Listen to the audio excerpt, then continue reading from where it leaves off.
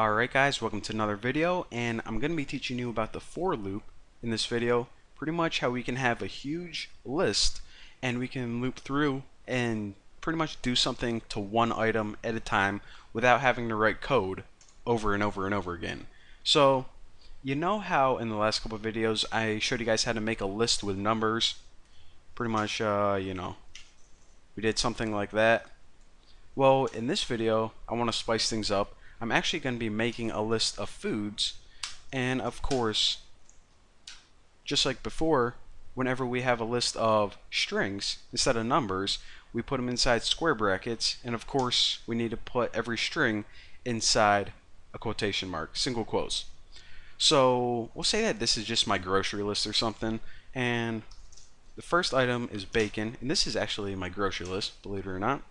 So I need to buy tuna, running a little low on that. I also need to get some ham. What was that one other thing I needed? Sausages, and I'm having a party tomorrow, so I gotta grab some beef because it's a beef party. So right now we have a huge list of items of crap that I gotta pick up, pretty much for groceries or just to eat. Now say that I was making a program to print all of these items out one by one.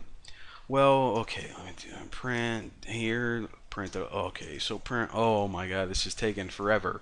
Wouldn't it be awesome if there is an easy way to loop through this and write one bit of code to print each item out one by one? Well, lucky for you guys, there is. It's called a for loop. Now what this does is it basically takes a list and allows you to treat each item individually and do anything you want with it. So since these items are going to change, bacon, tuna, ham, you just can't make 5 different variables, or else that'll defeat the purpose. Whoa, I could barely say that. Defeat the purpose. There you go, Bucky. So pretty much the first thing you need right after this for loop is a variable. So I'm just going to name my variable f, and this is going to be a placeholder for each item. So the first time it loops, f is going to be equal to bacon. The next time, f is going to be equal to tuna, f ham. So I just said f ham, like I hate ham or something. But anyways, that's what f does. And then we don't need a bunch of variables. We can just use this variable, and it's equal to a bunch of different items. Pretty handy. So the next thing, and the only other thing you have to write for the beginning of this loop, is what list do you want to loop through? Well, right now we only have one list called foods, so foods. Now if you had a bunch of lists, then just make sure to change it right there. But basically, I mean, this is pretty easy to understand what's going on. It says for f, for each item in foods, and the item is going to be named f. That's what our variable's name is going to be. And then what do you want to do with it? Well, let's just go ahead and print it out on the screen first and foremost. Now let me run this and you guys are going to see what's going on. So right now we have bacon, tuna, ham, sausages, and beef. So what it did, obviously one more time, is it looped through foods, and for each item it treated it as f, and with f we could have done anything we want to it. We just printed it out on the screen. Simple enough. Loops are freaking easy. So the only other thing that I want to talk to you guys about for now is this. You know, in the last couple tutorials I said if you have an if statement, then you put if test up here and then some code after, and also with a loop, make your loop and then make the code. Well, I want to show you guys that you're not only limited to one line of code that you can execute. You can also do something else for each item on a new line of code. So say that not only did we want to print out the name right here, but we also wanted to print out how many characters it was. So bacon is 5, tuna is 4, ham is 3, so on and so forth. So let's do that as well. So right under your first print statement, add another print statement and make sure that this is indented the same amount. If it's right here, it's going to be outside the loop. So make sure it's indented, then it'll be part of the loop. Now, I know I didn't talk to you guys about this function yet, but whenever you want to print out the length of something, the function name for that is len.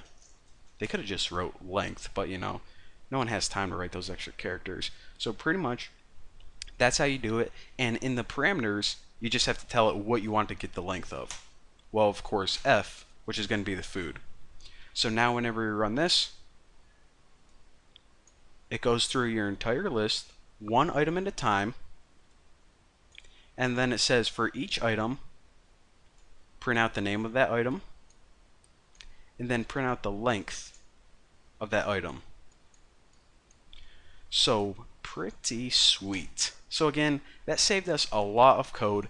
If we didn't have this loop, then we would have to write 2 lines of code for every single item.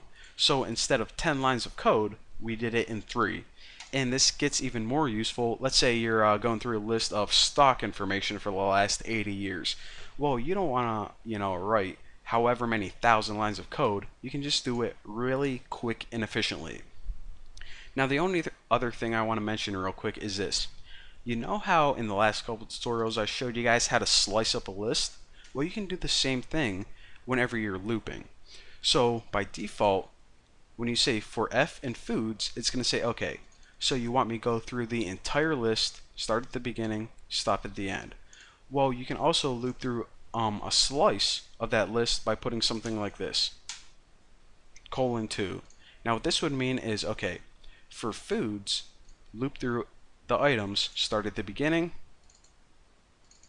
and stop at position number 2, so it's pretty much just going to do bacon and tuna. Right there. So again, most of the time, whenever you're making loops, you're just going to loop through the entire thing, but I also wanted to tell you guys that option, just in case you ever need to loop through a certain portion or slice of the list. So I know that was kind of a lot to take in, but pretty simple once you break it down into pieces and finally start to understand it. So for now, thank you guys for watching. Don't forget to subscribe, and I'll see you guys in the next video.